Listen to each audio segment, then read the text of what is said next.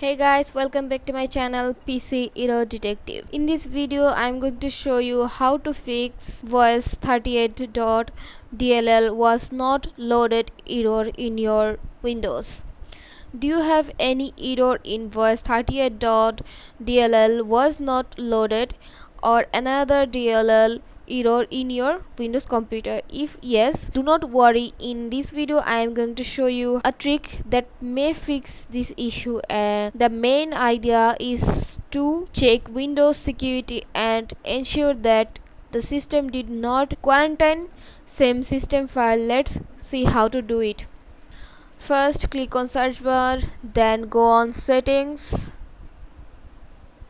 then go privacy and security, then go on Windows security. After that, go on app browser and controls, then click on smart app control settings. My Windows is already updated, that's why I don't have these features. If your Windows is not updated, then we will have these features. After opening this pop-up, you will show your off icon is it might be on, then just click on it off, then go back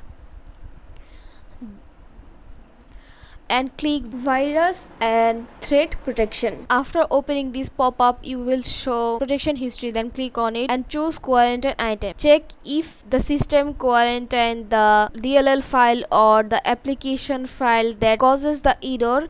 If yes, select the file and click restore. Now try it, open the application and click. If the error is gone, that's it. If Windows security quarantine the file that causes the error, you should fix the issue. So that's it.